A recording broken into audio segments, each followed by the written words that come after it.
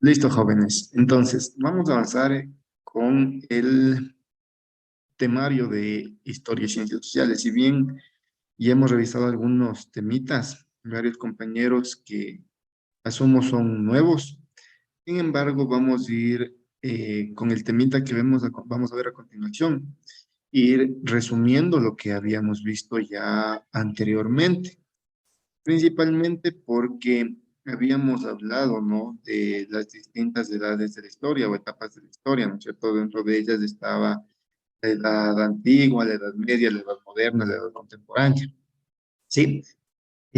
Con este tema que vamos a ver a continuación, que tiene que ver con la colonización en América, em, está íntimamente relacionada con el proceso o con la etapa de la Edad Media en la historia universal, ¿no es cierto? ¿Por qué? Porque a finales de la Edad Media, 1492, 1453, que es cuando se disuelve, cuando cae el Imperio Romano de Occidente, empieza un proceso de expansión con respecto a los reinados de Castilla y a los reinados de Portugal, ¿no? Y empiezan a navegar por los océanos. En primera instancia, porque con el pensamiento renacentista, que es el que aparece posteriormente de la Edad Media, em, las personas dejan de creer o de centrar toda su atención únicamente en los libros que estaban autorizados por parte del clero. Y bien es así cuando en esta época del Renacimiento se dan grandes avances en el tema científico, ¿no? Entonces, uno de estos avances, uno de estos postulados, mencionaba que efectivamente la Tierra era redonda, ¿no es cierto? Era esférica y por lo tanto esta intriga les lleva a los navegantes del Reino de Castilla y del Reino de Portugal a navegar por estos océanos buscando nuevas tierras, nuevos continentes, ¿no? Es así como en el reinado de Castilla, en primera instancia, Cristóbal Colón pide ser financiado, ¿no? En primer lugar, por el reinado de Portugal, ¿sí? Pide que Portugal le financie su expedición al continente de las Indias, ¿cierto? Sin embargo, al no recibir apoyo por parte del reinado de Portugal, le establece o le propone esta idea al reinado de Castilla. Y claro, como el reino de Castilla venía de un proceso de conquista de la Nueva Granada, financia la expedición Cristóbal Colón sin antes mencionar ciertas condiciones que ponía Cristóbal Colón, ¿no es cierto? Es decir, él había puesto unas condiciones en las que él mencionaba que una vez que llegue a a los nuevos territorios iba a convertirse en virrey de los territorios que él conquistaría, ¿no? Aparte de ello, tendría un porcentaje de lo que se extrajera de cada uno de estos territorios conquistados para la propiedad de Colón. Entonces tenemos que empieza su expedición Cristóbal de Colón y con esto se da un choque de culturas o un sincretismo de culturas, una unión de una cultura con otra, ¿no es cierto? Una cultura del viejo continente, que es como conoceremos al Reino de Castilla y al Reino de Portugal, con respecto a los territorios del Nuevo Mundo, que es como conoceremos a los territorios de América y posteriormente, claro, de ciertos territorios que no habían sido descubiertos en África. ¿Sí? Entonces tenemos que el choque de las sociedades del viejo mundo con las culturas de América comenzó bruscamente, ¿cierto? En 1492, con un hecho histórico. ¿Cuál es este hecho histórico? Cuando Cristóbal Colón inició su viaje en el mes de agosto de 1492 desde el puerto de Palos. ¿Sí? Esta expedición llevaba tres naves a su mando, en las que hubo intentos de rebelión por parte del miedo a lo desconocido. Como habíamos mencionado, ¿no? Cristóbal Colón arma su flota empieza a llevar a gente que, a ver, como habíamos dicho, que era un nuevo territorio, recién se estaba planteando en la mente de las personas la idea de que la Tierra era esférica, ¿sí? Porque en anteriores ocasiones, en anteriores tiempos, lo que se mencionaba, los mitos, era que si es que se atravesaba el horizonte, lo que la gente iba a encontrar eran monstruos gigantes. Entonces, toda esta gente tenía miedo, ¿no es cierto? No habían marineros de verdad. Quienes acompañaron en la expedición a Cristóbal Colón fueron principalmente eh, reos o reclusos que tenían prácticamente penas de muerte y que no iba a ser no iba a haber ninguna complicación en el hecho de mandarles a estas personas junto a Cristóbal Colón en esta expedición que para ellos era peligrosa porque no sabían lo que se iban a encontrar. Y entonces nos dice que la expedición llevó a, con 3 naves al mando de Cristóbal Colón y dentro de esta flota, dentro de estos barcos, hubo intentos de rebelión en contra de Cristóbal Colón, ¿no es cierto? Porque no sabían a lo que se iban a enfrentar. De esa manera, Colón llega el 12 de octubre a una pequeña isla que es conocida como la isla de las Antillas, actualmente llamada como la isla Guanajaní, ¿sí? Es decir, lo que nosotros conocemos como el actual territorio de las Islas Bahamas, ¿sí? Después dice que llegó a las islas La Española y Cuba, regresando al puerto de Palos en marzo de 1490. Posterior a ello, habrían varias expediciones donde los conquistadores, dice, ocuparon las islas del Caribe y luego gran parte del continente mediante acciones militares. ¿A qué se refiere con acciones militares? Es al tema mismo de la conquista. Ocupan en primer lugar, dice entonces que ocupan en primer lugar las islas de las Antillas, que hoy corresponde al territorio de las Bahamas y posteriormente se radica en la isla española y la isla de Cuba, y son las 3 primeras islas en donde ocuparían, habían una expedición para posteriormente regresar y conquistar, ampliar su territorio, ampliar su conquista en todo el continente americano, ¿no es cierto? Con acciones militares. ¿Qué significa acciones militares? Bajo el sometimiento a las culturas que ya se encontraban en nuestro territorio. Nos dice, la conquista le siguió un proceso de colonización, es decir, los españoles fundaron ciudades, construyeron casas, erigieron templos católicos, ¿sí? Y aquí porque hacemos énfasis en la parte de la religión católica, porque recordemos que estos colonizadores y los que llegaron a nuestro territorio eran personas que habían vivido durante la época medieval. Entonces, durante la época medieval nosotros habíamos dicho que una de las principales características era que la iglesia tenía un control estatal en estos territorios, ¿no es cierto? Principalmente en Europa. Lo que quiere decir que esas ideas, principalmente la religión católica, fue la que quiso implantarse en el pensamiento de los primeros o de las culturas propias de nuestro territorio americano. ¿Sí? Entonces aquí hace un énfasis en el hecho de que una vez que llegaron a nuestro territorio, ellos empezaron a colonizarlo, ¿no es cierto? Creando ciudades, creando casas, creando templos católicos e imponiendo principalmente una nueva forma de gobierno que propició la explotación de la población local en actividades mineras y agrícolas. ¿Sí? Esto significa que las personas que se encontraban, que eran propios de nuestro territorio, empezaron a trabajar para los conquistadores, ¿no es cierto? Similar como sucedía en la historia universal cuando las civilizaciones más desarrolladas, más fuertes y con más armas sometían a las civilizaciones menos desarrolladas y menos fuertes, las convertían en esclavos.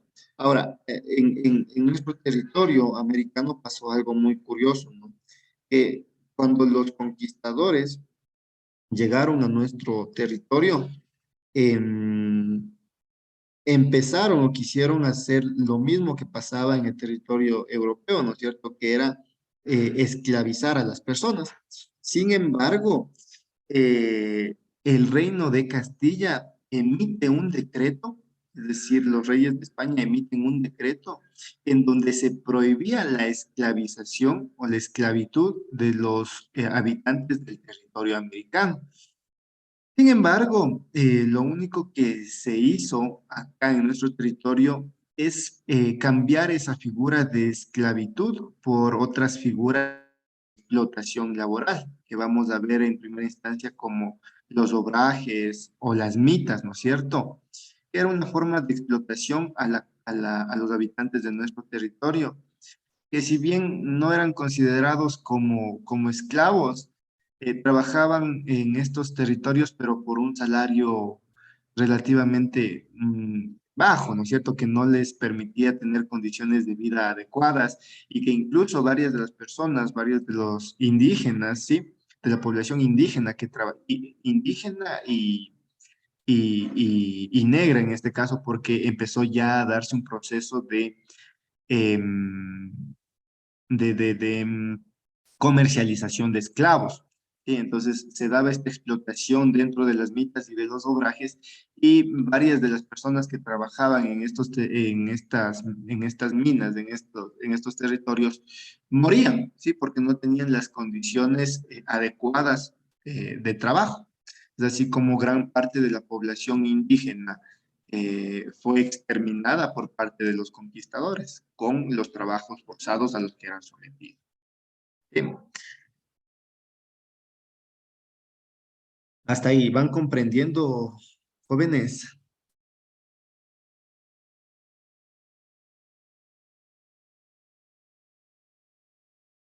Sí, listo, listo, Mike. Vamos avanzando entonces. Buenos días, un gusto. Vamos avanzando. Nos dice que luego de la llegada de los españoles a América, los reyes de España y Portugal en 1944 firmaron un tratado en el cual se estableció un reparto de las zonas de navegación y conquista en el Nuevo Mundo. Y como les habíamos dicho anteriormente, dos grandes reinos de Europa, que era el reino de Portugal y el reino de España o reino de Castilla, tuvo complicaciones, ¿no es cierto? Porque se atribuían los unos a los otros que habían sido ellos los quienes habían descubierto esos territorios o habían navegado esos territorios. Sin embargo, luego de varias disputas, se logra firmar un tratado y se firma un documento que se conoció como el Tratado de las Tordesillas, ¿no es cierto? Tordesillas, perdón, el cual consistía en establecer los límites de navegación o los límites de conquista o colonización, perdón, de los conquistadores o de los colonizadores en este caso, ¿ya? Lo que pasa es entonces que el territorio de América del Sur, Centroamérica y América, parte del territorio de Norteamérica, iba a corresponder al territorio, al reino de Castilla o a los reyes de España, mientras que una sola parte de América del Sur correspondería al reino de Portugal. Por eso que en Brasil, que es principalmente el territorio que iba a ser ocupado por el reino de Portugal, tienen un idioma distinto al que nosotros tenemos, ¿no es cierto? Por eso vemos que en Centroamérica y Suramérica gran cantidad de los países que ahora ocupan estos territorios, tenemos un idioma similar, ¿no es cierto? Con dialectos distintos, pero un mismo idioma. Sin embargo, específicamente los territorios de Brasil son los que tienen un idioma distinto, porque fueron conquistados o son territorios que correspondían en ese entonces al reino de Portugal. Bien. Dice entonces que en 1994, perdón, ojo con eso, España y Portugal firmó un tratado en donde se estableció un reparto de las zonas de navegación y conquista del Nuevo Mundo. Este tratado se lo llamó, se le conoció como el Tratado de Tordesillas, ¿sí?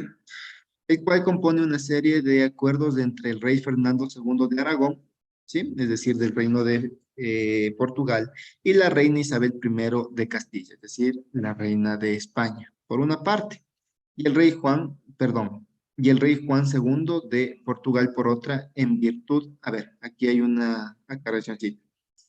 Al reino de Castilla o reino de España estuvo compuesto por dos grandes reinos, perdón, corrijo esa parte, ¿sí? El reino de Aragón y el reino de Castilla, cada uno con su representante, o que finalmente estos dos reyes serían unidos para tener un reinado más grande, más amplio, que sería el reino de España.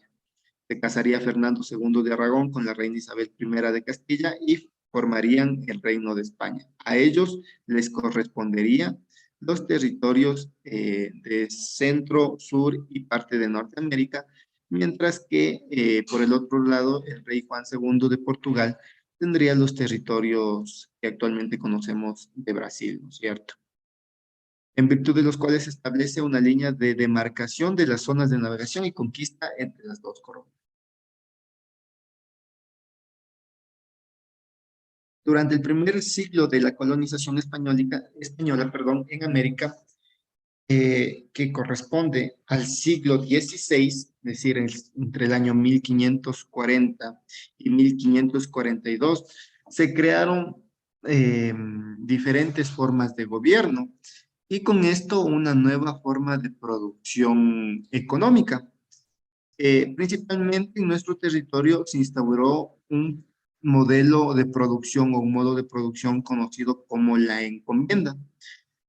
La encomienda nos dice que era similar a lo que pasaba en la Edad Media con respecto al modelo de producción feudal. ¿Sí? ¿En qué consistía? Consistía en nuestro territorio americano que aquellas personas que habían participado en la conquista, que eran líderes de la conquista en nuestro territorio, se les había entregado ciertas parcelas o cierta extensión de terreno para que los indígenas trabajen en ella, produzcan la tierra, los indígenas y los esclavos, ¿no es cierto?, trabajen la tierra, y a este proceso se lo conoció como la encomienda. Los dueños de estos territorios eran los encomenderos y bueno, los quienes trabajaban en estos territorios, en estas parcelas de tierra eran los indígenas, los sirvientes, ¿cierto? Pero había una cosa en particular respecto a este modo de producción en nuestro territorio. ¿Cuál era esta cuestión en particular? Es que la encomienda, el encomendero, perdón, tenía ciertas obligaciones con sus trabajadores. Una de ellas era que debían pagarles, ya sea con comida, con alimentación y vestido a los indígenas, ¿no es cierto? ¿Por qué hablo principalmente de la población indígena? Porque la población negra, que eran prácticamente eh, comercializados como esclavos, no tenían derechos en nuestro territorio incluso, ¿sí? Quienes tenían una parte, un poco de derechos, era la población aborigen, es decir, la población indígena de nuestro territorio. A ellos se les, eh, se les daba o tenían como derecho ser alimentados, ser vestidos y principalmente ser educados por parte del encomendero. Pero este proceso de educación que daba el conquistador o los españoles a los indígenas era un proceso de adoctrinamiento, ¿sí? Se incluye esta palabra de adoctrinamiento. ¿Por qué? Porque no era educarles, por ejemplo, en saber leer, en saber escribir, sino principalmente lo que hacían era un proceso de educación religiosa, en donde estaban obligados los encomenderos a evangelizar a los indígenas, ¿no es cierto? A la población indígena, es decir, poner en ellos las ideas católicas que tenían los habitantes de Europa. Tenemos, dice que se instauró la encomienda una merced o premio otorgado a los conquistadores que consistía en asignarles una comunidad de indios para beneficiarse de sus tributos y evangelizarlos con apoyo de doctrineros. Ahora, aquí también hay que resaltar una parte sumamente importante, porque posterior a esta forma de producción, en donde la población indígena servía a los encomenderos, eh, llega un proceso en donde eh, los, eh, los indígenas, conjuntamente con los esclavos, empiezan un proceso de rebelión, ¿no es cierto? Empiezan a rebelarse. Entonces, así como los negros salían huían, escapaban de estas encomiendas, de los encomenderos, para empezar a formar los primeros quilombos, ¿no es cierto? Que consistían en ciertos territorios donde se agrupaban las comunidades negras en nuestro territorio para tener mejores condiciones de vida, pero era escaparse de sus encomenderos, de sus amos. Y por otro lado, la forma de rebelión de las comunidades indígenas era exigir un mayor pago respecto a lo que ganaba por el servicio dentro de estos territorios. De esta manera, lo que hicieron los encomenderos era dar como préstamo una pequeña parcela de tierra que en muchos de los casos no era productiva, pero que posteriormente, después de un pago excesivo de dinero, que prácticamente se pagaba con años de trabajo ese territorio, incluso que llegaban a morir las personas y se quedaban con esa deuda los hijos, para poder tener estos territorios o ser ya considerados como propios para los indígenas. A estos territorios se les conoció como los huasipungos. Y en el año de 1542, perdón, dice que se crearon los virreinatos, reales audiencias y cabildos, que era la nueva forma de gobierno en nuestro territorio. Es decir, recuerdan que en un primer momento habíamos dicho que Colón, para venir a este territorio, había puesto ciertas cláusulas. Entonces, dentro de una de esas cláusulas era que él iba a ser considerado como virrey de los territorios que conquistaba. Entonces, él era el principal virrey de nuestro territorio, a quien se le rendía tributos, es decir, era el que recibía todos los impuestos por parte de la población. Y él era quien se encargaba de importar, exportar estos productos hacia el territorio europeo. Así como se crean los virreinatos, las reales audiencias, que eran los representantes en cada una de las provincias o países, ¿no es cierto? Y debajo de ellos estaban los cabildos, a través de las leyes de Indias, dice. Se estableció una división entre República de Blancos y República de Indios. Instauró el mandato indirecto o reconocimiento de los caciques como autoridades. ¿Sí? ¿Por qué se da este proceso de reconocimiento a los caciques? Pues para tener un mayor control de la población indígena, ¿no es cierto? Ahí tenemos una de las grandes muestras que se daba en nuestro territorio, la batalla entre los dos hermanos Atahualpa y, ¿cuál otro nombre? Los dos hermanos Atahualpa y Huáscar, ¿sí? Se da esta batalla, este conflicto de intereses entre estos dos caciques o líderes, correcto, Mayra, entre estos dos caciques, ¿para qué? Para poder tener un mayor control de la población indígena. ¿Sí? Lo que hicieron los españoles es tratar de tener estos vínculos, estas conexiones con los caciques. Y bueno, muestra de ello es que vimos las grandes batallas entre estos dos grandes reinos de la civilización inca, en donde unos estaban de acuerdo con las leyes o con la imposición de la conquista, mientras que otros se negaban a ceder sus territorios y riquezas a los conquistadores. ¿Sí? Nos dice, el interés económico se centró en la extracción de metales preciosos con mano de obra indígena y negra. Hubo una fuerte disminución de la población nativa por los trabajos forzados y por muertes a causa de enfermedades. A ver, Recuerdan que también habíamos dicho que las personas que venían en estas expediciones eran personas principalmente reos que habían sido condenados a cadenas perpetuas, pues de ellos venían incluso con enfermedades, trajeron las plagas a nuestro territorio y esto fue un punto en donde para que la población indígena y de población negra enfermara y como no tenían todavía, no se había inventado todavía las medicinas de la viruela y del sarampión, pues eran causa de que la población indígena, la población negra disminuyera considerablemente, ¿sí?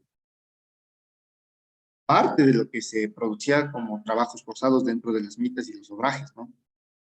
También nos dice que los españoles introdujeron animales como los caballos, las vacas, cerdos y ovejas, así como también las semillas de trigo, cebada, arroz, habas, arveja, lenteja y garbanzo, entre otros.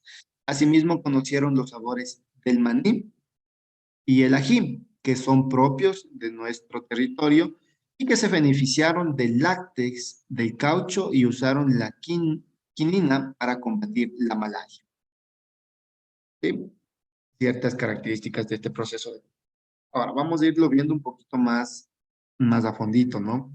La encomienda nos dice que durante los primeros años de colonización española en América, es decir, a lo largo del siglo XV, los conquistadores instauraron una forma de explotación llamada la encomienda. A ver, si ven en esta partecita en nuestro territorio, no era un modelo de producción, como pasa en la historia universal, ¿no es cierto? Que había modelos de producción esclavista, feudalista, capitalista, mercantilista. No, en nuestro territorio no había un modo de producción, sino que se le conoció como una forma de explotación, ¿sí? A esta forma de explotación se le llamó como la encomienda.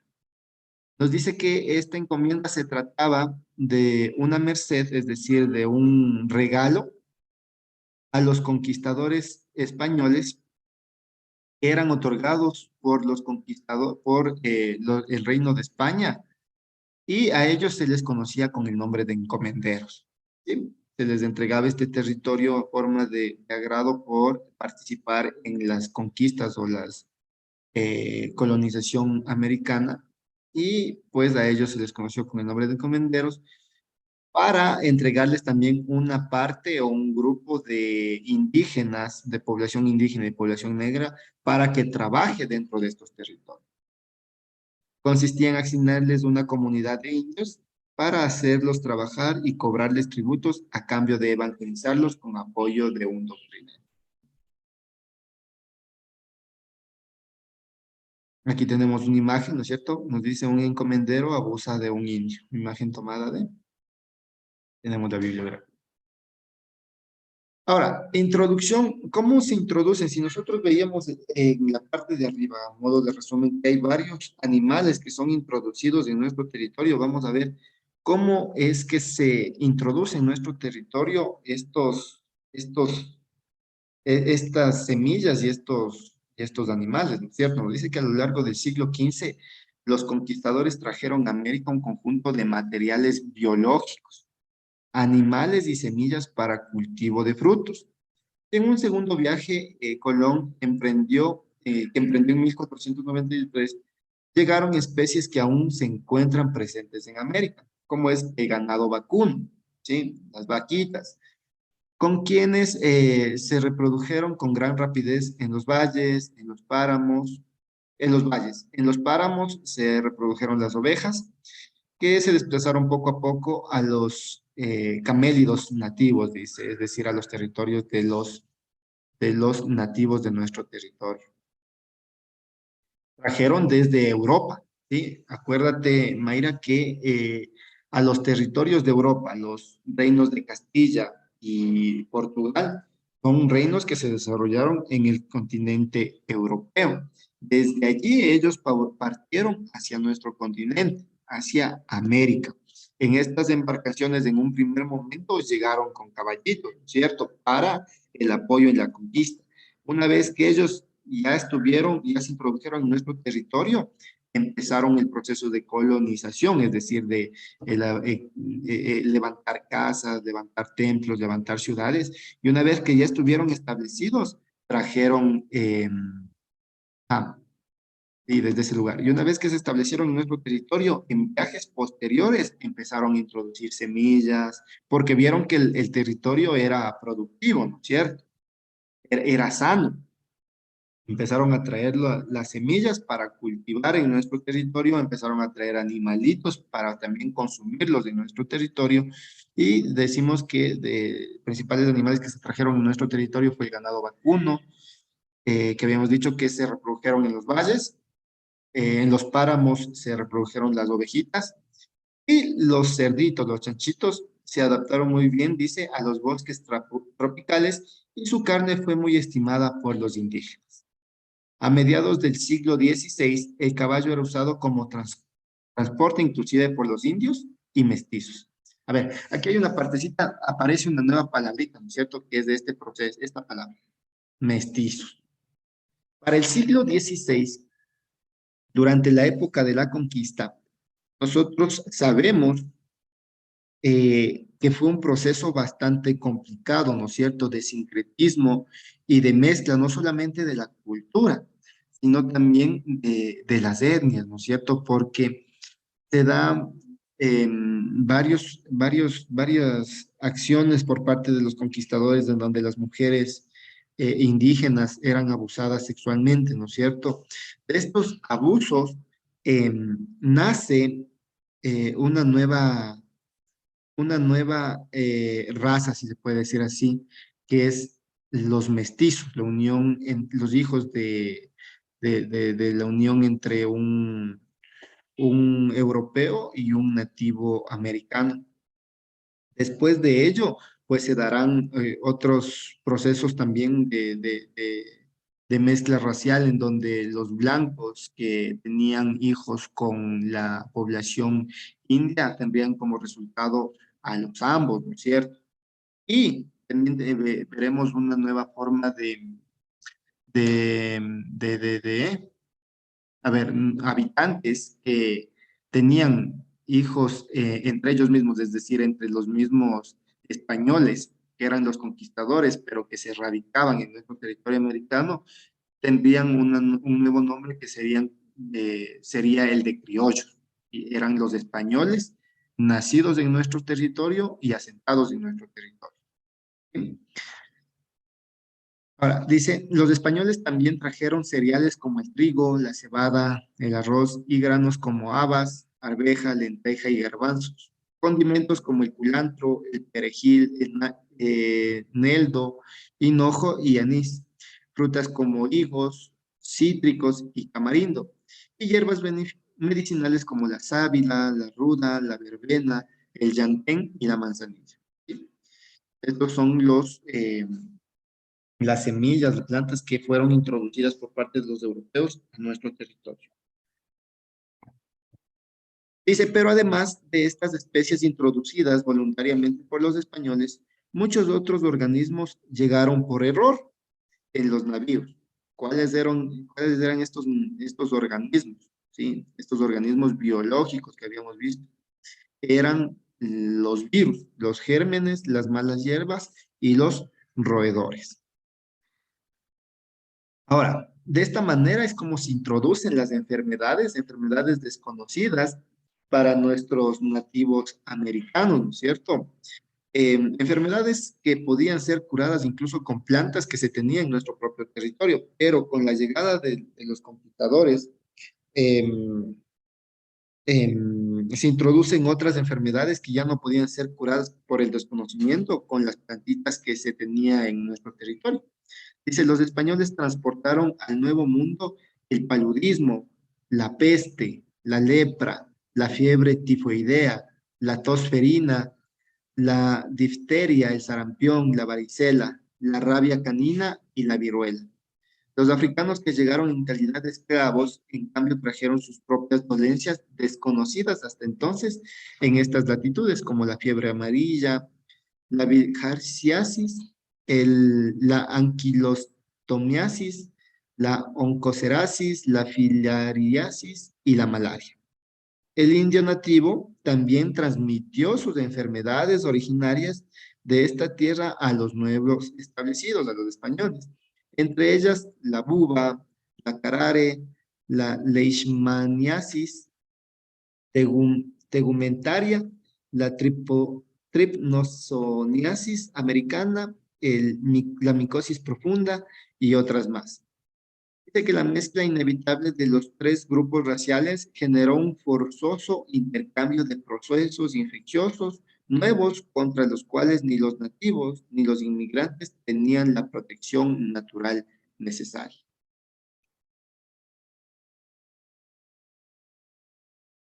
Introducción de especies americanas en Europa. Así como, como ellos introdujeron ciertas especies, nosotros también introdujimos ciertos productos en los territorios europeos. Aquí nos dice que las sociedades europeas se beneficiaron de distintas formas tras la conquista de las tierras americanas. Como por ejemplo, conocieron los sabores del maní y del ají, entre otros productos, que se extendieron los cultivos incluso de caucho e hicieron uso de la quinina cuando descubrieron sus propiedades antimaláricas. Con respecto a la forma de gobierno, también se emitieron nuevas leyes, ¿no es cierto? Aquí nos dice que como los encomenderos cometían con los indios actos de abuso y de corrupción, uno de los doctrineros que eran miembros de la Iglesia Católica, en este caso uno de los que más destaca es el Fray Bartolomé de las Casas, denunció estos actos a la corona española. Ello sumado a la preocupación de que los encomenderos asumaban un poder de facto. ¿Qué significa esto? Que hacían caso omiso del régimen político monárquico de España. Y es decir, ellos empezaron a dejar a un lado las leyes que les regían en España en este nuevo territorio. Entonces, Fray Bartolomé de las Casas denunció la no atención o el incumplimiento de estas leyes en nuestro territorio. Incluso denunció el abuso por parte de los encomenderos a los indígenas, y esto provocó que las autoridades de España, perdón, emitieran las leyes nuevas en 1442, un documento que consistía en una especie de construcción política del Nuevo Mundo. Dice que en 40 capítulos establecía las normas básicas de la organización del Consejo de Indias. ¿Qué era el Consejo de Indias? La autoridad suprema de las colonias y del gobierno de América. Bajo las leyes nuevas dice que se creó el Virreinato del Perú como autoridad máxima del gobierno en los territorios conquistados. Se prohibieron nuevas encomiendas y se impidió cualquier forma de esclavitud de los indios, lo que les habíamos comentado en un inicio, ¿no es cierto? Eh, que cuando se asentaron en nuestro territorio los españoles empezaron a cometer actos de abuso, ¿no es cierto? Quisieron llevarlos incluso a convertirlos en esclavos a los indígenas o a la población india de nuestro territorio. Entonces, Fray Bartolomé de las Casas denuncia y el gobierno, la monarquía de España emite las nuevas leyes, ¿no es cierto? O las leyes nuevas para regular las formas de vida, la organización política en nuestro territorio americano, ¿sí? Y prohibir las formas de esclavitud con la población indígena. Dice que su aplicación rigió desde 1563, luego de un proceso de negociación de varios años entre los encomenderos y el virrey del Perú, e inmediatamente después del nombramiento de Hernando de Santillán como primer presidente de la Real Audiencia de Quito. Inició así un nuevo régimen político que duró cerca de 3 siglos. ¿Sí? El régimen político colonial de América Española. ¿Cómo estaban regidos políticamente entonces en América en ese entonces, ¿cierto? Nos dice que los habitantes conquistados debían integrarse a un nuevo régimen político que suponía acatar, perdón, las órdenes dictaminadas desde España a través de su rey representa que ya habíamos dicho que estas monarquías eran teocráticas, es decir, que creían que los monarcas, reyes eran representantes de Dios en la tierra, ¿ya? Y del Consejo de Indias. Debían acatar las órdenes que se dictaba por parte del rey y del Consejo de Indias. Ya habíamos visto que era el Consejo de Indias, era el consejo, la máxima autoridad de los territorios conquistados en América. En este nuevo régimen, los vasallos del rey y de los representantes del rey en América, además de aprender la palabra de Dios, debían trabajar en obras públicas y pagar tributos con trabajo, dinero o especies para dinamizar la economía y mantener a las élites políticas y a la corte real. ¿Cómo lograrlo? Los colonizadores implementaron instituciones de regularización y administración de los territorios. ¿Cuáles son estas instituciones? Tenemos el Consejo de Indias, el Virreinato y las reales audiencias y los cabildos. Vamos a ver de qué se trata cada uno de ellos.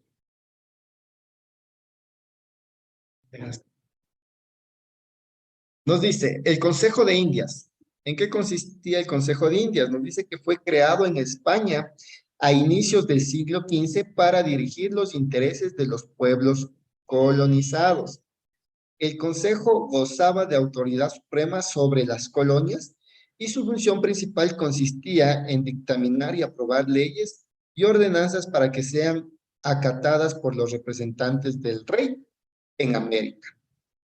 A lo largo del siglo XVI, la legislación de Indias promulgó una división espacial entre República de Blancos, que debía agrupar a los colonos, y la República de Indios, que debía integrar a las yactas originarias, manteniendo sus elementos comunitarios constitutivos y sus autoridades étnicas como estrategia de recaudación de impuestos. Es lo que habíamos hablado ya en un anterior momento, ¿cierto? A ver, como eran varios territorios, varias colonias, ¿no es cierto? Las que eran conquistadas en nuestro territorio, ¿no es cierto? Bien colonias en Centroamérica, colonias en Suramérica. Lo que hicieron es crear un consejo, ¿no es cierto? Que era la máxima autoridad de las colonias. Y este consejo era considerado, pues llamado como el Consejo de Indias, como ya vimos anteriormente. ¿Qué tenían o cuáles eran las funciones principales de este Consejo de Indias? Era aprobar leyes, ¿cierto? Dictaminar leyes que debían cumplirse en el territorio o en todas las colonias americanas, ¿sí? Porque actuaban conforme a lo que el rey dictaminaba, y el rey que estaba en España. Entonces, en estos procesos, en estos consejos, también hubo una división, ¿no es cierto? Una división racial, étnica, espacial, nos dicen, ¿no?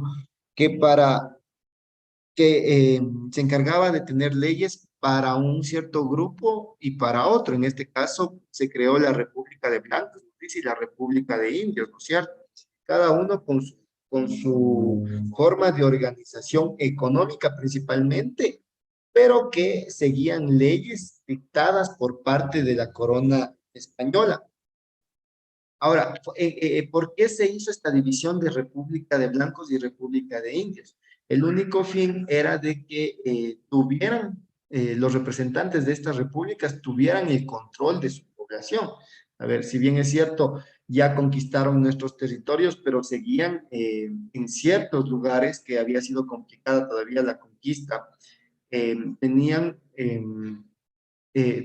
tratos, ¿no es cierto?, con los caciques o reconocieron la figura de los caciques en nuestro territorio, pero únicamente era con el fin de que pudieran mantener el control de la población india para que ellos pudieran pagar los tributos que correspondía a la corona de España. ¿Sí? Ahora, aparte del Consejo de Indias o debajo del Consejo de Indias se encontraban los virreinatos. Eran los virreinatos, ¿en qué consistían los virreinatos? Tenían a su cargo la administración de los virreinatos de América entre los siglos XVI y XVII y se conformaron dos virreinatos principales. el Virreinato del Perú y el Virreinato de la Nueva España, que estaban presididos por representantes directos del rey, denominados virreyes, normalmente pertenecientes a la baja nobleza como condes o marqueses, y se encargaban de administrar los tesoros públicos y velar por la propagación del catolicismo y la evangelización de los indígenas.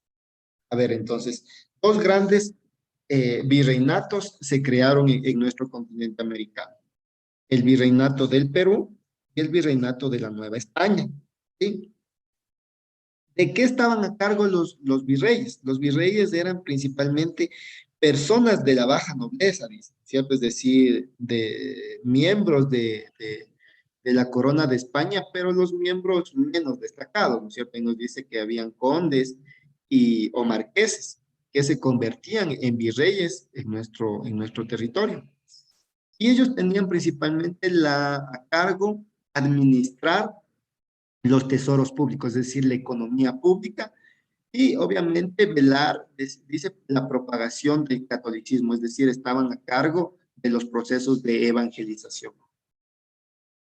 Otra de las figuras o otras de las instituciones que se implementaron en nuestro territorio fueron las reales audiencias. Eran las reales audiencias que estaban adscritas, dice, a los virreinatos, es decir, tenían o estaban controladas directamente por los virreinatos. Las reales audiencias rendían cuentas a los virreinatos directamente. ¿Sí? Y nos dice que representaban a los tribunales de justicia y resolvían asuntos urgentes de trascendencia en nombre del rey. Era como lo que nosotros conocemos actualmente como la función legislativa, perdón, la función judicial, ¿cierto? Que se encargaba de la justicia, dicen, en nuestro territorio. E intervenían en empresas de conquistas de nuevos territorios y velaban porque se cumpliera la legislación de Indias. La Real Audiencia de Quito formó parte del Virreinato del Perú y posteriormente del Virreinato de Nueva Granada. Era una jurisdicción territorialmente grande, pero con poco control administrativo. Y finalmente, otra de las instituciones, tenemos a los cabildos. Nos dice que los cabildos estaban en cada una de las ciudades fundadas en los siglos coloniales. A estas ciudades se les conoció como cabildo, que eran representantes de los intereses dominantes locales.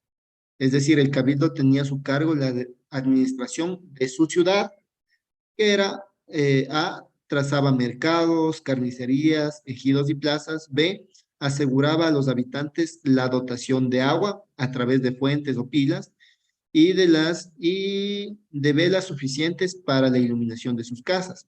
Tras las actividades era que mantenían un buen estado, debían mantener un buen estado los caminos y puentes para el transporte de bienes y productos, así como también vigilar que no falte alimentos, hierba y leña en los mercados. Finalmente garantizaban que en la ciudad hubiera maestros, parteras y médicos, lo que actualmente conocemos como alcaldías, ¿no es cierto? Los alcaldes que se encargan de la administración de una ciudad y específicamente, ¿y de qué se encargaban? De garantizar todas estas cosas. Seguridad, que hubieran negocios, que no falte alimentos, que haya mercados y garantizar principalmente la educación, ¿no es cierto? Que era principalmente una educación basada en el catolicismo. Sí, tenemos hasta ahí. ¿Alguna duda, algo que deseen aportar, chicos? No sé si van comprendiendo hasta ahí.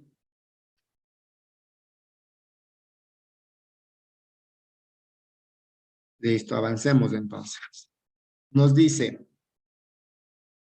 el mando indirecto. ¿Qué era el mando indirecto? Vamos a ver a continuación. Dice que al invadir los territorios, los españoles se enfrentaron con los indígenas, ¿sí? Pero también recurrieron al mandato indirecto. ¿Qué era el mandato indirecto? Consistía en que las autoridades indígenas fueran ratificadas como líderes locales como estrategia para captar a través de ellos los tributos que iban a manos de la corona. Dice que estos líderes estaban exentos del pago de dicho impuesto. Algunos de ellos se integraron a los cabildos en calidad de alcaldes de naturales y como tales se encargaban de regular los oficios de los indígenas citadinos. Estos líderes asumieron símbolos de poder y de prestigio. Tenían una vara y tipo de vestimenta similar a la que usaban los blancos.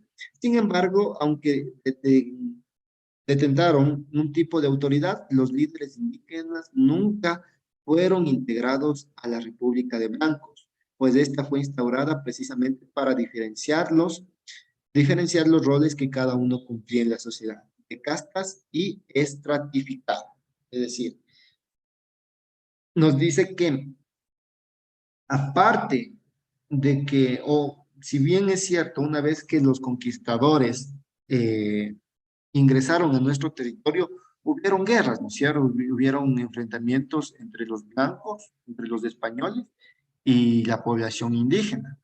Pero lo que habíamos dicho en un anterior momento es que para poder mantener el control de esta población, lo que hicieron los españoles es dar una figura de autoridad a los caciques, es decir, reconocieron a los líderes de estas comunidades como incluso jefes de cabildos, que eran los alcaldes, ¿no es cierto?, alcaldes nativos. Sin embargo, estos caciques o estos líderes indígenas nunca pudieron conformar, por ejemplo, los cabildos, no, perdón, nunca pudieron conformar o ser parte de las reales audiencias o del Consejo de Indias, ¿sí? Porque específicamente lo que se trataba era de diferenciarlos, ¿no es cierto?, en castas y diferenciarlos en clases sociales, es decir, no podían ser comparados los europeos con los americanos o con los caciques en este caso. A pesar de que tenían figuras de autoridad para su población local, no podían pertenecer a estos grupos sociales más elevados en nuestro territorio americano. Hasta ahí. Vamos a ver cuáles son las instituciones evangelizadoras. ¿Y quiénes estaban a cargo de la evangelización? Aparte de los virreinatos, había una institución que estaba a cargo de la evangelización, ¿no es cierto? Nos dice que estuvieron a cargo dos grandes instituciones, las misiones y los conventos, en cuyo interior había una iglesia, un claustro y una capilla de indios. Desde el siglo XVI se organizaron las primeras misiones, que eran grupos de religiosos predicadores que se asentaban en un lugar con el fin de convertir a los indígenas al cristianismo e instruirlos en oficios para la extracción de metales preciosos, la agricultura, la fabricación de textiles y demás actividades productivas. Era la primera institución encargada de adoctrinar a la población indígena. ¿Sí? Para establecer una misión nos dice que primero se organizaba una expedición, ¿sí?, para buscar a los indígenas que los conformarían. Dos o tres personas conocedoras de la lengua aborigen, escoltadas por soldados, conversaban con el jefe del pueblo indígena para persuadirlo de formar la misión y trasladar a su pueblo a ella. Si los indígenas se negaban, los misioneros insistían hasta lograr reducirlos o los sometían por la fuerza si respondían de forma violenta. Las misiones eran una especie de pueblos que se fundaban alrededor de una capilla o iglesia. Las casas eran construidas por los indígenas de acuerdo a especificaciones urbanísticas ordenadas por la corona, que estaban integradas por dominicanos, franciscanos, mercedarios, agustinos o jesuitas, perdón. En ellas no participaban conquistadores, encomenderos ni negros. Respetaban la jerarquía de los caciques, quienes ocupaban un rango importante en ellas, es decir, en las misiones. Por otro lado, los conventos eran complejos arquitectónicos conformados por una iglesia y un claustro. Algunos contaban con una capilla abierta o de indios, es decir, un recinto para catequizar y administrar los sacramentos a los indígenas. Los espacios de los conventos coloniales cumplieron una función específica. La iglesia fungía como templo parroquial en el que se oficiaban los ritos para los pobladores de la ciudad. El claustro albergaba la práctica de la vida contemplativa de los religiosos o religiosas en el caso de ser un convento femenino. Y que nos dice que solía haber una escuela para mujeres que incluía a las mestizas. ¿Sí? También sirvió de resguardo para niñas huérfanas o mujeres cuya integridad se encontraba en peligro, y algunos claustros tenían la finalidad de formar a las mujeres como amas de casa, pues en sus manos estaría inculcar los valores cristianos y costumbres occidentales a sus hijos. También estaba otro espacio dentro de los conventos, que era la capilla abierta o de indios. Dice que estos recintos se construían sin columnas y sin niveles, generalmente en una sola nave, ¿sí? Con el fin de que las multitudes indígenas o mestizas que eran llevadas a las catequesis pudieran ver y escuchar desde todos los ángulos. No todas las órdenes religiosas contaban con capilla para indios en sus conventos, ya que ello dependía del rol que estos asumían en la ciudad. Además, no todas las órdenes eran evangelizadoras. Existían órdenes del clero secular encargadas de evangelizar bajo dictámenes del obispado y órdenes del clero regular que vivían en conventos aislados del mundo. Sí, nosotros habíamos hecho un análisis en la Edad Media que el clero tenía también una división, se dividía en clero regular y en clero secular. El clero regular era la Iglesia Católica como la conocemos hasta el momento, ¿no es cierto? Es decir, miembros del clero mezclados directamente con la población, con los creyentes, ¿no es cierto? Mientras que el clero regular era una institución eclesiástica que no evangelizaba, que no tenía relación directa con el resto de población, sino únicamente tenían una vida más aislada, más recluida, que prácticamente pasaban todo el día estudiando las escrituras y compartiendo entre ellos, tratando de llegar a nuevas formas de conexión, ¿no es cierto?, con el Dios o al que ellos adoraban. Esto bajo un, una figura de autoridad que era conocida como el abad, ¿sí? De la misma manera, en nuestro territorio se instauraron estos dos tipos de clero y no todos los cleros, como habíamos dicho, tenían la función de evangelizar, ¿sí? Principalmente los encargados de la evangelización eran los miembros del clero secular. Y para ello habíamos visto que se formaban dos instituciones, ¿no es cierto? La primera que era las misiones y la segunda que teníamos, que habíamos dicho que eran los conventos, ¿no es cierto?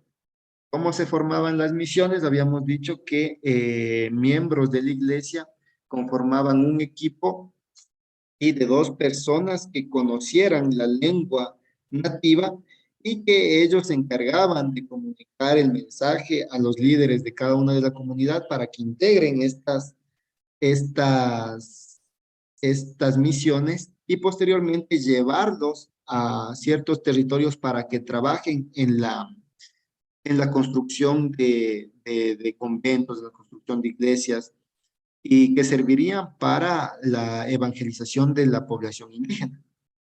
Y tenemos otra forma de evangelización o otra institución evangelizadora como eran los conventos, ¿no es cierto? Que eran instituciones prácticamente cerradas, ¿no es cierto?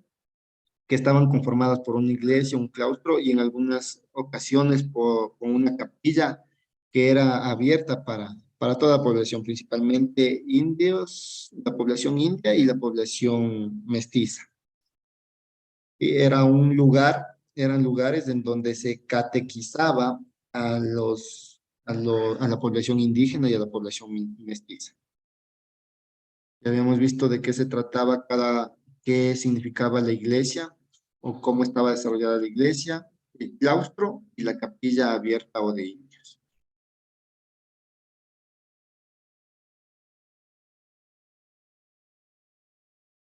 Ya. Vamos a hablar ahora con respecto a la forma de producción, ¿sí? O a qué estaba dedicada o en qué basaban su economía. Habíamos dicho que habían dos formas principales de producción. que era el trabajo en las mitas, en los obrajes y en la agricultura. Aquí vamos a hablar principalmente de las mitas y los obrajes, que es la minería, ¿cierto? Lo mismo que nosotros conocemos en la actualidad como la minería. En este caso, vamos a hablar de la minería en el siglo XVI. Nos dice que la minería fue una actividad económica privilegiada durante los años de conquista, es decir, durante el siglo XV, XVI y XVII, ¿sí? Pues inicios del XVII. Pues en esta época se estaba implementado con fuerza el mercantilismo, ¿sí? Cuando nosotros veíamos los modos de producción, hablábamos de este modo de producción conocido como el mercantilismo. ¿En qué consistía el mercantilismo, jóvenes? El mercantilismo consistía en que los conquistadores o colonizadores extraían materias primas en los territorios conquistados, ¿sí? Extraían sus materias primas, metales y piedras preciosas, para llevarlas al territorio europeo y aquí comercializar, ¿sí? En eso consistía el mercantilismo. Y principalmente en la acumulación de metales preciosos o piedras preciosas. Nos dice, en esta época, durante estos siglos, en Europa se estaba implementando con fuerza el mercantilismo que basaba la riqueza, nos dice, en la acumulación de metales preciosos, y para ello los funcionarios reales enviaban el 20% del extraído a la corona española. Sí, entonces, si bien es cierto, en nuestro territorio americano se dio una nueva forma de gobierno, ¿cierto? Que estaba la principal figura o institución de gobierno era el Consejo de Indias, ¿cierto? Este Consejo de Indias se encargaba de administrar la economía y promulgar leyes para el territorio americano, pero también tenía una función principal, que era la de reservar el 20% o este 20% de todo lo que se producía en impuestos, de todo lo que se extraía en las mitas y en los obrajes, enviar a la corona española. El trabajo en las minas era desarrollado por los indígenas y por, sí, porque habíamos dicho que después de la conquista se empezaron a introducir, a comercializar a la población negra como esclavos en nuestro territorio para realizar los trabajos forzados, que como habíamos visto, después de las nuevas leyes que se implementan en nuestro territorio, los indígenas no podían ser esclavos. Entonces, en este momento es cuando los conquistadores empiezan a comercializar a la población negra en nuestro territorio para trabajar en estas mitas, en estos obrajes. ¿Sí? En principio, la extracción era superficial, dice, hasta que los colonos emplearon técnicas más avanzadas que obligaban a los indígenas a internarse hasta 2 semanas en los yacimientos en condiciones muy duras. En el Virreinato del Perú, en la década de 1540, fueron descubiertos yacimientos de plata, entre los cuales se destacó el de Potosí, donde llegó a forjarse una pujante economía que requería mercaderías provenientes de España, intercambiadas por la plata que ahí se producía para acuñar monedas para la corona. Asimismo, de los yacimientos del Virreinato de Nueva España se extraía oro, plata, cobre y hierro, y el principal yacimiento fue el de Zacatecas.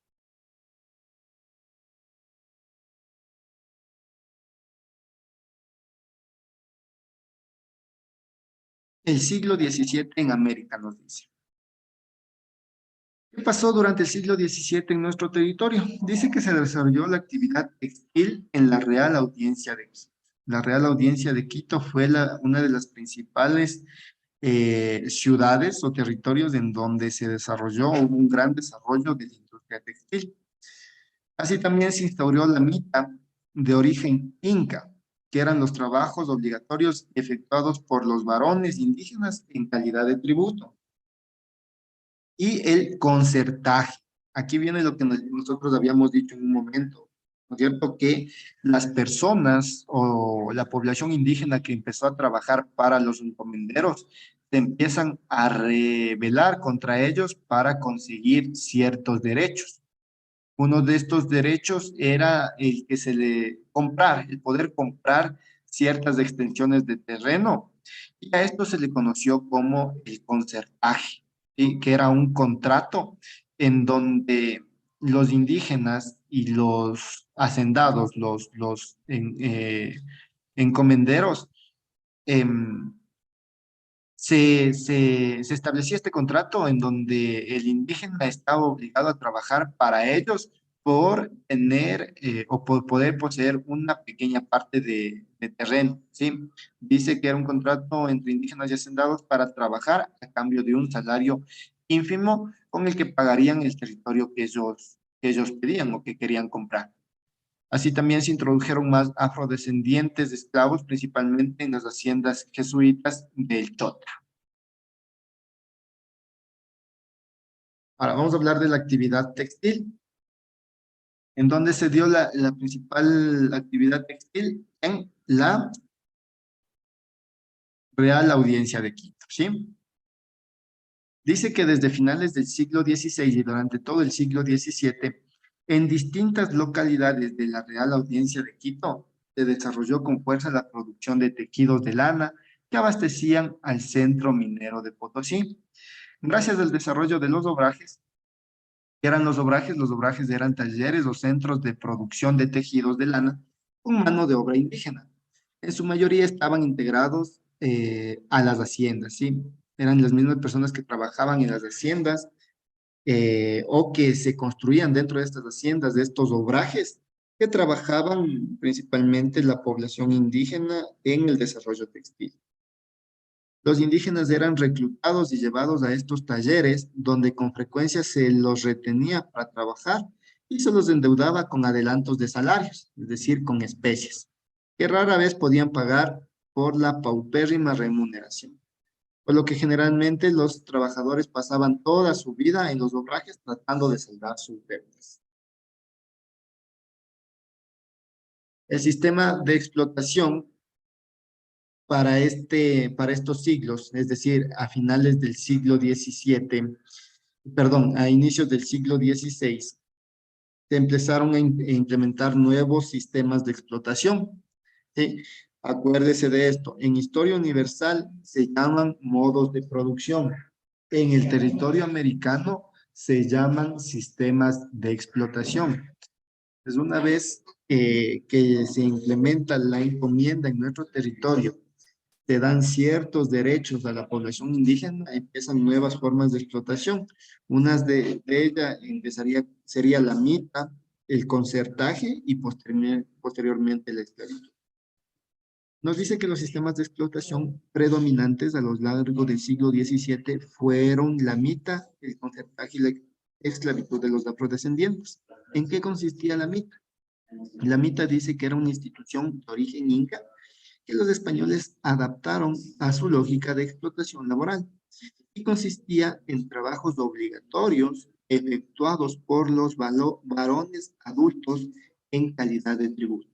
Los hombres de entre 18 y 50 años eran obligados a trabajar por un periodo determinado, dice, hasta por un año, a favor de las autoridades españolas. En este tiempo recibían un pago tan ínfimo que ellos mismos debían costear su alimentación y alojamiento. ¿En qué consistía el concertaje? El concertaje, habíamos dicho ya en manera de resumen, que era un contrato que los indígenas hacían con los dueños de haciendas agrícolas o centros textiles para trabajar en tareas exigentes a cambio de un salario mínimo que únicamente les servía para pagar los tributos. Por ello, a fin de solventar sus gastos cotidianos o festivos, los indígenas solicitaban préstamos a sus patrones, adquiriendo deudas enormes que se heredaban de generación en generación. Los indígenas que no estaban acostumbrados a la servidumbre ni a los pesados trabajos a que eran obligados en minas y haciendas, padecieron enfermedades traídas por los conquistadores y eran reprimidos por las armas cuando se alzaban. Por estas razones se calcula que para el año 1700, perdón, quedaban únicamente 5 millones de indígenas, de 700 millones que habían cuando llegaron los españoles a América. Era necesario entonces importar mano de obra que pudiera reemplazar a la mano de obra perdida. Y para eso se produjo el proceso de esclavitud. Era un sistema de trabajo obligatorio a cargo de los esclavos o personas sin libertad, catalogadas como objetos de compra y venta, es decir, la comercialización de esclavos.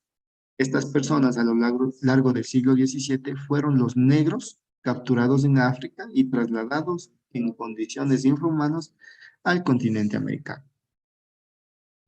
Tenemos un pequeño texto de la esclavitud en el Chota, que era el principal lugar a donde eran traídos los africanos, ¿sí?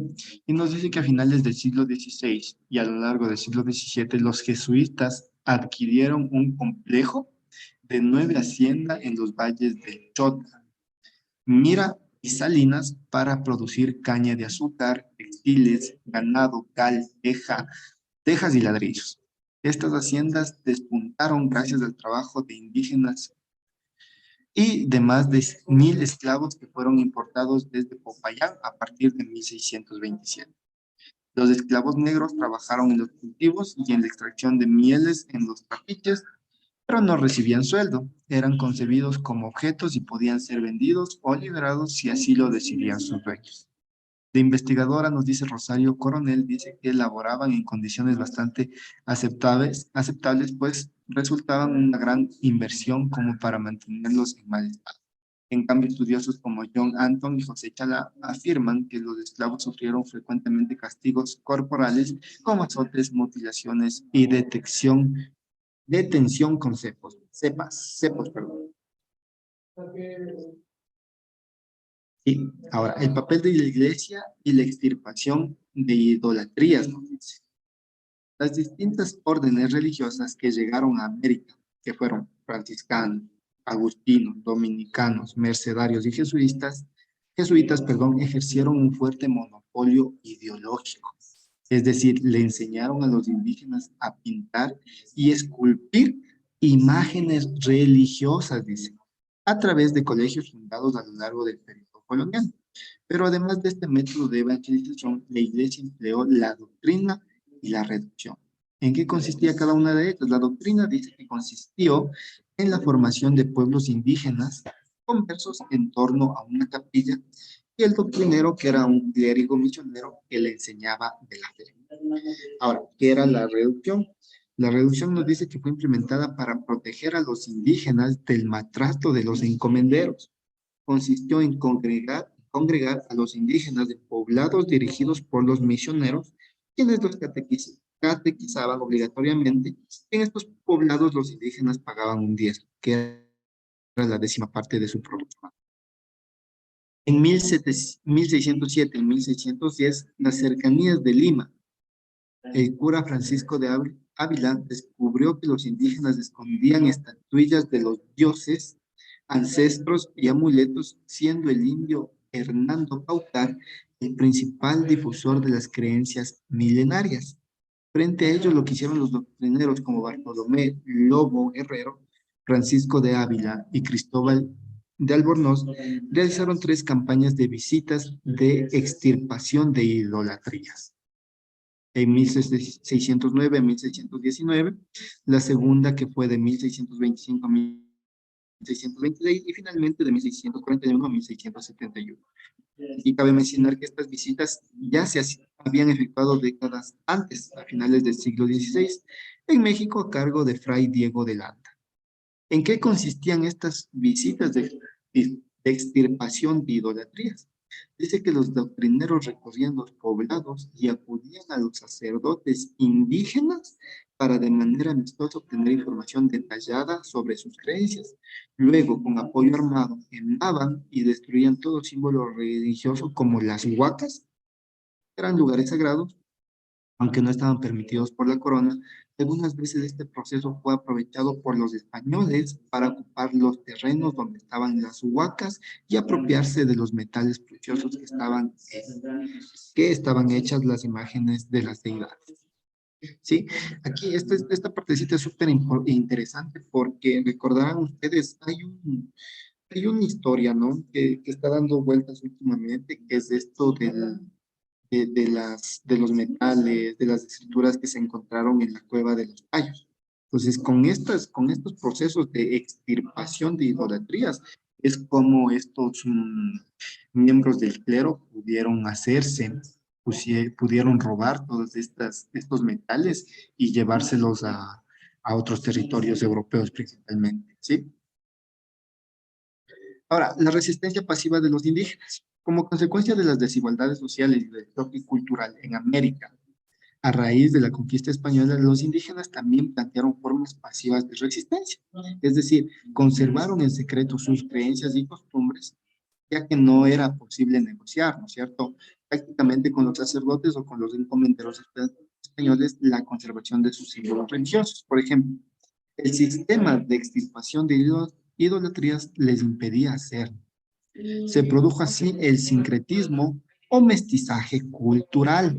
Sí, aquí vamos a hablar de esta palabrita súper importante, que es el sincretismo o mestizaje cultural. Una mixtura o una mezcla de tradiciones indígenas y formas europeas que se evidenciaba, por ejemplo, en fiestas católicas celebradas durante los solsticios y los equinoccios. Por ejemplo, una de las fiestas indígenas que se mantienen hasta ahora en los territorios de la Sierra Norte es el Inti Raymi, ¿cierto? Que se da durante el solsticio, ¿sí?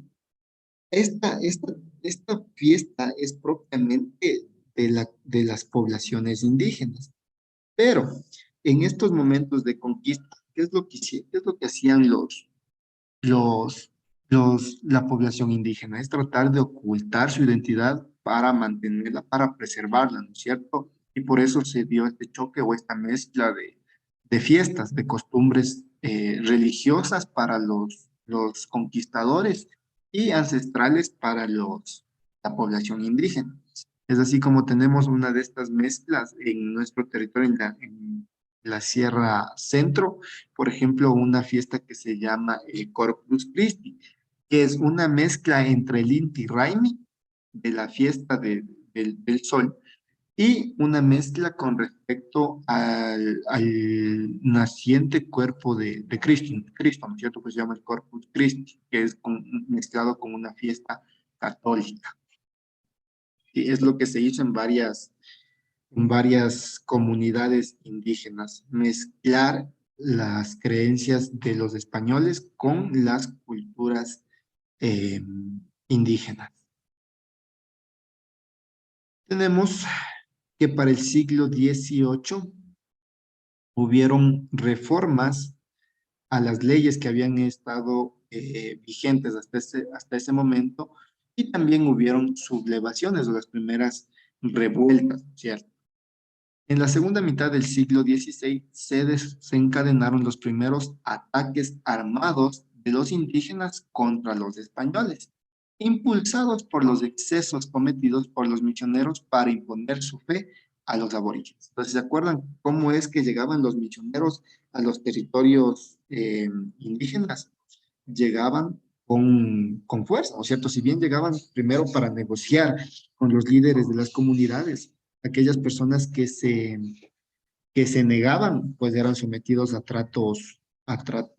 maltrato, ¿no es cierto?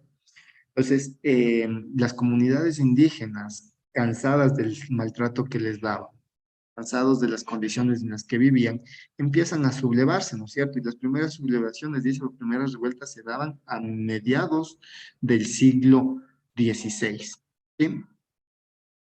Fue, pero fue a lo largo del siglo XVIII que estas sublevaciones se incrementaron a raíz de las reformas borbónicas. Ahora, ¿quiénes eran los Borbones?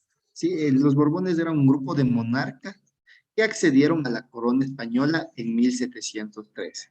Los Borbones, este grupo de reyes que estaban a cargo de la corona española, impulsaron un proyecto de modernización que buscaba hacer de España una potencia industrial con capacidad para competir con Inglaterra y Francia.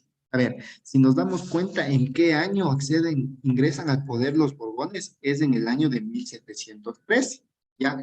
En Europa, ¿qué pasaba durante el año de 1713?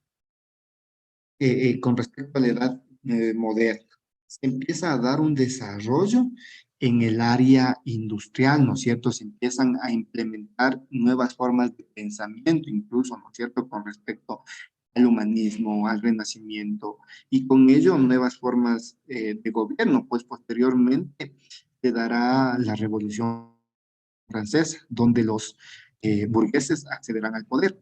Sin embargo, antes de que esto suceda, ya se estaban dando procesos de manufactura, es decir, aquellos productos que eran extraídos, aquellas materias primas que eran extraídas en el territorio americano y eran enviados al territorio europeo, se estaban manufacturando, ¿sí? Y lo que creerían estos Borbones, este grupo de monarcas, era tener una mayor producción de lo que estaban haciendo, ¿no es cierto? Es decir, llevar a España a ser una potencia industrial como estaba haciendo Inglaterra y Francia, nos dice. Por ello, promulgaron las llamadas reformas borbónicas, que consistieron en medidas administrativas y fiscales en perjuicio directo de los criollos. Ahora, ¿quiénes eran los criollos jóvenes? Los criollos eran la casta eh, o la raza, las personas blancas, los españoles que nacían en nuestro territorio y que se quedaban habitando nuestro territorio. ¿Qué es lo que hicieron los Borbones? Hacer una ley tributaria, ¿no es cierto? Una reforma administrativa en donde los criollos, es decir, los españoles que nacieron en nuestro territorio, tendrían que pagar más impuestos. Estos criollos indignados decidieron aumentar los impuestos que cobraban a los indígenas, pues de esta manera podían cumplir con las obligaciones tributarias, antes exclusivas de los indígenas, sin afectar sus intereses económicos. ¿Sí? Esta situación, sumada a las pésimas condiciones económicas de los indígenas como consecuencia del sistema de concertaje, llevaron a una serie de levantamientos. Tenemos que el historiador Galo Ramón registró 32 revueltas indígenas a lo largo del siglo XVIII, sea en contra de los tributos o de los hacendados. Una de estas revueltas se la conoce como la Revolución de los Estancos. Vamos a ver en qué consistió la Revolución de los Estancos o la Revolución de los Barrios de Quito. Este fue un motín antifiscal, ¿sí?, del año 1765, acontecido en la ciudad de Quito, cuando era aún una colonia española. La población quiteña reclamaba contra un incremento de los impuestos a los licores, es decir, a los estancos, por parte de las autoridades coloniales, lo que transversalmente se convirtió en un conflicto entre los españoles y los criollos de la ciudad. La medida española de incrementar los impuestos a los licores destinados a aumentar los ingresos de la corona hispana eran perjudiciales para los terratenientes y conventos que producían aguardiente y para más de un comerciante evasor de impuestos. Pero perjudicaban también al pueblo, que vio cómo se elevaron los precios del alcohol a otros productos de consumo popular. Tenemos las misiones científicas europeas y su impacto en la cultura en América Andina, a través de José Celestino Mutis. Nos dice, el movimiento de la ilustración, sí, habíamos hablado también de la ilustración, del pensamiento ilustrado durante la época revolucionaria, en nuestro territorio también tuvo bastante incidencia. Vamos a hablar de qué es lo que produjo la ilustración en nuestro territorio americano. Nos dice que el movimiento de ilustración se desarrolló a lo largo del siglo XVIII y, entre otras cosas, buscaba una descripción fidedigna de la naturaleza. Este movimiento de corona española financió proyectos de exploración para profundizar los conocimientos sobre el territorio americano, contratando a científicos extranjeros. Una de las expediciones más conocidas fue la de 1763, realizada por José Celestino Mutis, que fue considerado el botánico más eminente del hemisferio por sus dibujos detallados de las especies del norte de Sudamérica, es decir, del actual Ecuador. Otras dos expediciones botánicas se realizaron en México, California y Guatemala a cargo de Martín Cese. Los científicos Ruiz y Pavón lo hicieron en Perú y Chile. Ahora, vamos a hablar de la primera misión geodésica francesa. La misión Geodésica Francesa fue una delegación de científicos enviados en 1736 por la Academia de Ciencias de París y con permiso del rey de España, Felipe V. La misión encomendada consistía en contemplar los datos matemáticos relacionados con la verdadera forma de la Tierra y para tal efecto tenían que medir un grado de longitud de ecuador terrestre y esto estuvo encabezado por los astrónomos y físicos Carlos María de la Condamine, Luis Godín y Pedro Bouguer, además de algunos botánicos, médicos, ingenieros, dibujantes y ayudantes. Esta comisión dice que se sumaron a solicitud de Felipe V los marinos españoles Jorge Juan y Antonio de Ulloa, quienes debían también realizar investigaciones discretas sobre la vida de la colonia. La medición de la línea ecuatorial por parte de la misión geodésica francesa dio origen al sistema métrico universal basado en el metro, que es una millonésima parte del cuadrante terrestre.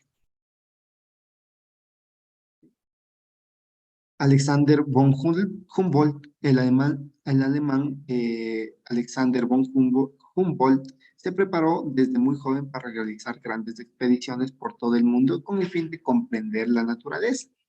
Se le considera el pionero de la geografía moderna. Mientras se preparaba para sus expediciones, dice que en París conoció al naturalista Aimé Bonpland, con quien en 1799 partió, dice, de La Coruña rumbo a América con permiso del rey Carlos IV. En su periplo visitaron lo que hoy es Venezuela, Colombia, Ecuador, Cuba, México y los Estados Unidos. Dice que Humboldt llevó al Nuevo Mundo una gran cantidad de novedades, instrumentos de medición y observación que sabía usar. Durante su viaje, los científicos recolectaron unos 60.000 ejemplares de especies botánicas, tomaron apuntes, elaboraron mapas y observaron los astros. Al regresar a Francia, los resultados de sus investigaciones fueron compilados en 30 volúmenes, entre ellos titulado Viaje a las regiones equinocciales del nuevo continente. En lo que hoy es Ecuador, Alexander von Humboldt investigó los volcanes americanos y registró sus erupciones. Escaló al volcán Chimborazo en 1600, el volcán Chimborazo de 6.310 metros de altura y midió el índice de la caída de la temperatura por la altitud. Vamos a hablar del arte que se desarrollaba en América. La principal forma artística era el barroco, ¿cierto? Que fue un movimiento artístico que llegó a América por medio de los españoles, alcanzando su máxima expresión durante el siglo XVIII al mezclarse con los diversos aportes de los indígenas.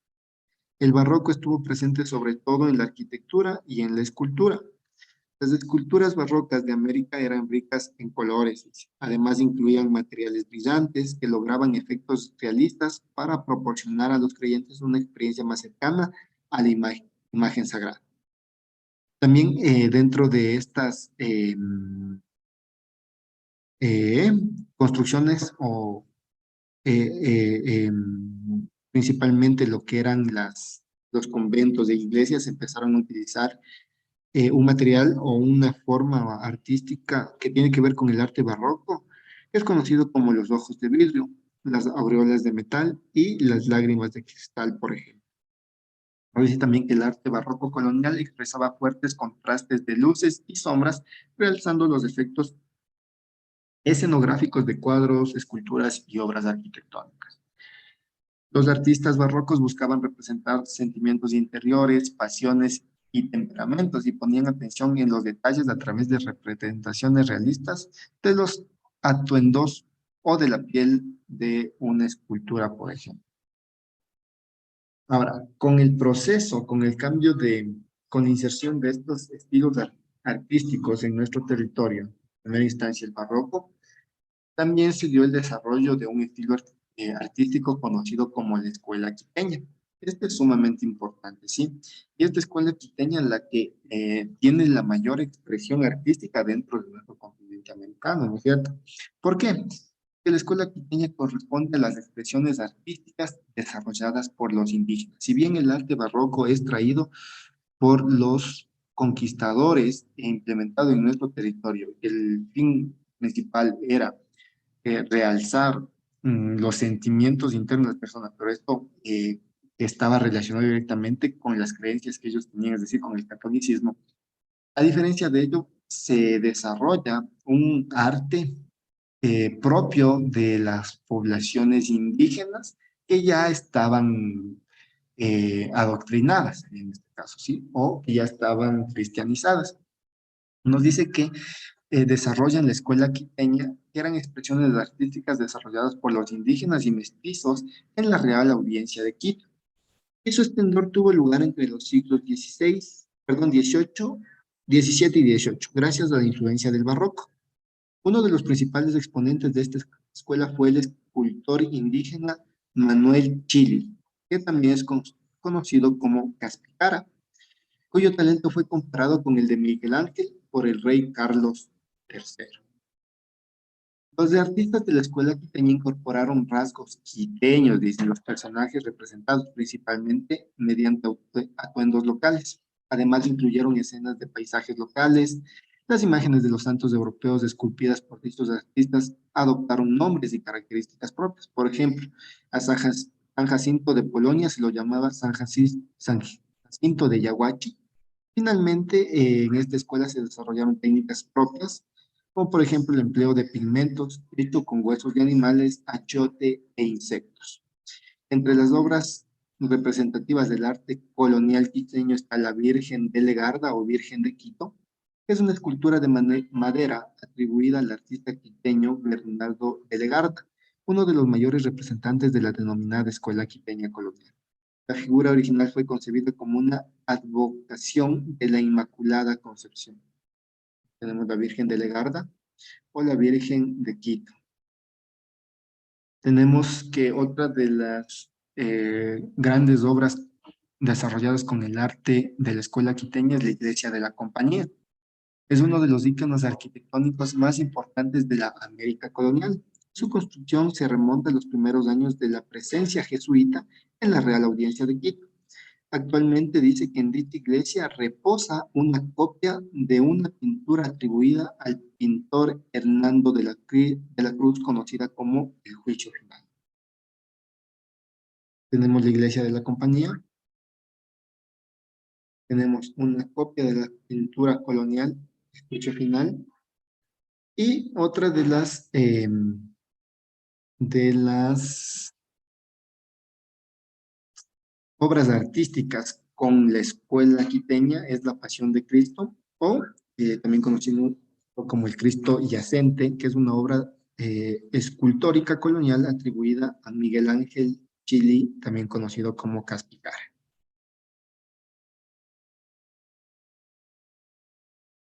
Listo. Tenemos entonces nuestras referencias bibliográficas. Y a la Mora, y a la Mora es súper interesante, es un historiador ecuatoriano que hasta la actualidad brinda cátedras en la Universidad Andina Simón Bolívar. ¿Sí? Pero bueno, y también está tomado de los libros del Ministerio de Educación del Ecuador. Ahora, tenemos un pequeño banco de preguntas. No sé cuántas personas estemos en el chat, en el, en el, en la reunión de Zoom para poder ir resolviendo este cuestionario. Vamos a hacer lo siguiente. Vamos a presentar la preguntita, vamos a dar las opciones de respuesta y lo que usted va a hacer es enviarme a la cajita de mensajes la opción de respuesta correcta, o si bien quisiera participar y encendiendo su micrófono, nos estaría mencionando la respuesta correcta y el por qué. Entonces tenemos la primera pregunta que nos dice: elige los aportes que recibió la sociedad europea a raíz de la conquista y la colonización americana. ¿Qué productos o qué aportes recibió Europa de nuestro continente americano? 1. La vid empleada para la producción vinícola. 2. Productos como el maní, el tomate y el ají. 3. Técnicas de laminado en oro para recubrir retablos. 4. Gramíneas como lentejas y las habas. 5. El látex, el árbol de caucho empleado en varias industrias. Y 6. La quinina que permitió combatir la malaria. ¿Cuál de estos son aportes que recibió Europa de América? Los leo, chicos, o los escucho.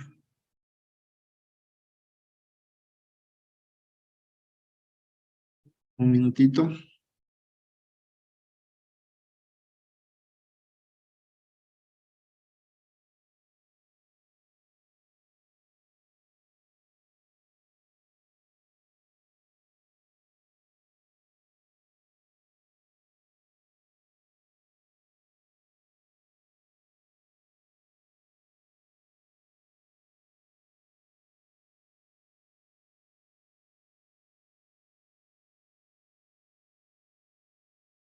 Filosofía.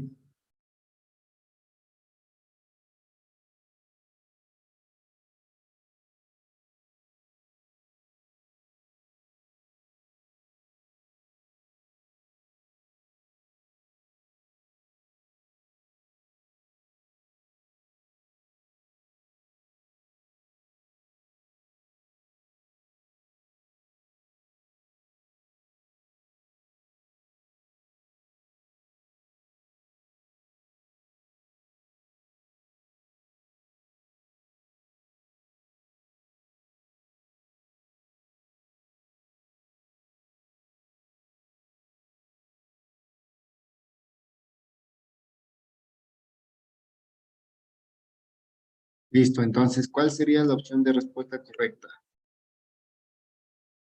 ¿Y cuáles son los aportes de América a Europa? ¿O cuáles fueron los productos, las principales actividades que se desarrolló en América para ser trasladadas a Europa? Tenemos la vid. No, no es cierto, ni siquiera habíamos hablado de la vid. Y no se produce aquí la vid. Por lo tanto, la uno no es. Decíamos que sí, uno de los principales productos que se exportaron hacia Europa, que eran propios de nuestro territorio americano, era el maní, el tomate y el ají. Por lo tanto, la dos sí es un aporte. La tres dice técnicas de laminado, no, aquí no se hacía manufactura. Tres, grimeas como las lentejas y las habas, no, más bien las habas vinieron desde Europa hacia América. El látex, sí habíamos hablado que el látex era exportado hacia el territorio americano para poder ser empleado en la elaboración textil, ¿no es cierto? Y finalmente tenemos la quinina, que era una planta propia de nuestro territorio y que había servido como medicamento para combatir la malaria. Por lo tanto, opción de respuesta correcta es el literal C, nos dice Mayra Morot, correcto. Dos, perdón, el numeral 2, 5 y 6 que está en el literal D.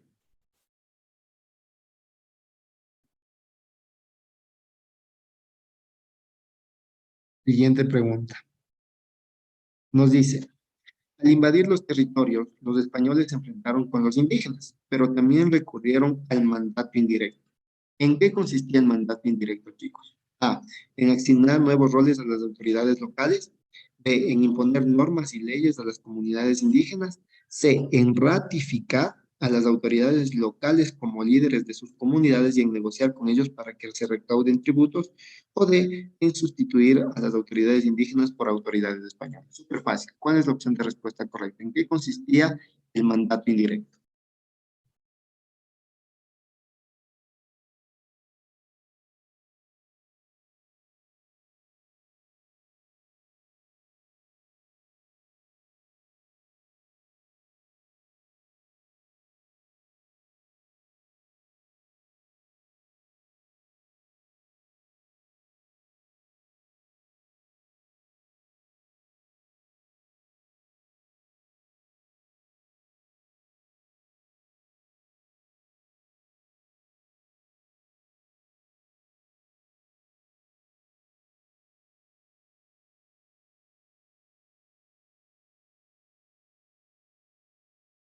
¿Listo? Tenemos en el chat, nos dice Michael, el literal C. Correcto, sí. La opción de respuesta correcta sería el literal C. El mandato indirecto consistía en ratificar, es decir, en reconocer a las autoridades locales, es decir, a los caciques como líderes de sus comunidades, esto con el fin de que pudieran mantener el control de su población y lograr recoger los tributos o los impuestos de este. Por lo tanto, opción de respuesta correcta es literal C. Tenemos la pregunta número 3 que nos dice, en los primeros años de colonización española en América, es decir, a lo largo del siglo XVI, los conquistadores instauraron una forma de explotación llamada la encomienda. ¿En qué consistía la encomienda, chicos? A, en asignar a un encomendero una comunidad de indios para hacerles trabajar y cobrarles tributos a cambio de evangelizarlos. B, en convertir a los pueblos prisioneros en esclavos. C, en obligar a los indígenas a trabajar en las propiedades de los españoles. O D, en conquistar nuevos pueblos y exterminarlos. ¿En qué consistía la llamada encomienda?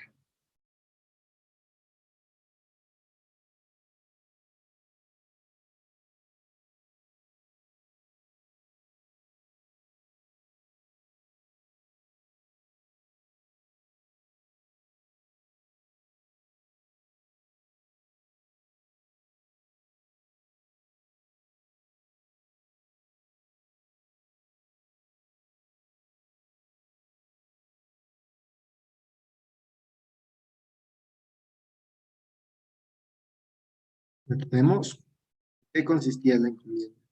Nosotros decíamos que la encomienda consistía en entregar una cierta extensión de terreno a aquellas personas que habían servido en la conquista o que habían ayudado en el proceso de colonización. Aparte de entregarles esta extensión de terreno, se le entregaba una comunidad o un grupo de indígenas que trabajaran en esta hacienda, en este territorio, a cambio de darles un salario sumamente bajo, pero porque ellos, los indígenas, estaban también obligados a tributar. Los encomenderos, decíamos que los dueños de estas encomiendas estaban a cargo no solamente de la alimentación, sino también del proceso de evangelización de los indígenas que trabajaban en esto. Entonces, ¿qué tenemos? ¿Cuál opción tenemos o qué información tenemos en las opciones de respuesta? Sería el literal A. Tenemos la número 4. Nos dice, los conquistadores españoles trajeron a América nuevas especies de animales. ¿Cuáles eran las nuevas especies de animales que se introdujeron en el periodo de conquista? Tenemos 1, llamas; 2, alpacas; 3, conejos; 4, vacas; 5, ovejas; 6, cerdos y 7, caballos. ¿Cuáles son?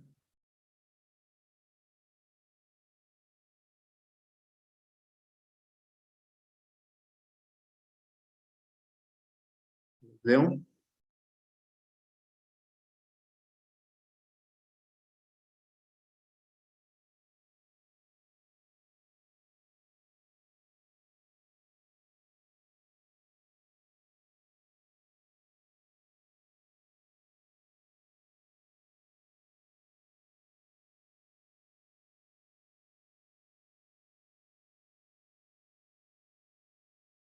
Correcto, Michael nos dice la B. A ver, 1, llamas; 3, conejos; 4, vacas y 7, caballos. Vamos a ponerle atencióncita, ¿ya? Lo que nos dice la pregunta es, ¿cuál de estas especies de animales fueron introducidas en nuestro territorio americano? ¿Qué nuevas especies fueron introducidas a América desde Europa? Las llamas, alpacas, conejos son animales propios de nuestro territorio americano. ¿Sí? Por lo tanto, los animales que fueron traídos desde Europa a América fueron las vacas, ¿sí se acuerdan? Las ovejas, los cerdos y los caballos. Por lo tanto, opción de respuesta correcta ha sido 4, 5, 6, 7 en el literal D.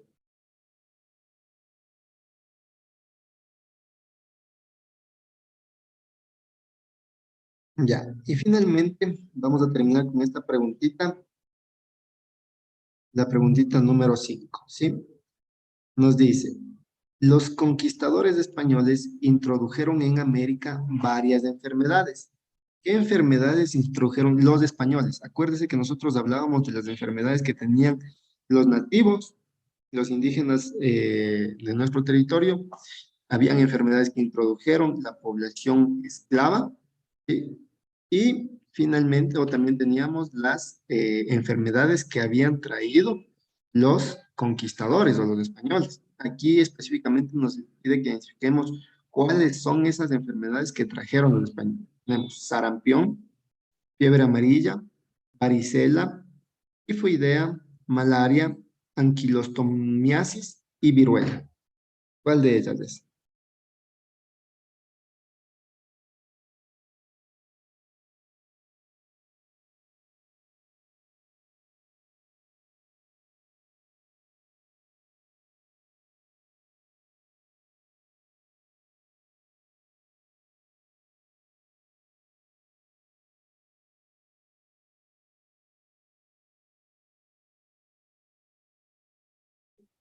Primerito partimos del sarampión. ¿El sarampión era o no era una enfermedad traída por los españoles? Sí, ¿no es cierto? ¿La fiebre amarilla era o no era? No, ¿no es cierto? La fiebre amarilla era una enfermedad traída por los esclavos. Entonces, ¿en cuál tenemos el sarampión? Únicamente en el literal, ¿sí? La viruela también era la varicela, enfermedades traídas por los españoles. Por lo tanto, opción de respuesta correcta, el literal. Hasta ahí nos vamos a ir quedando, chicos.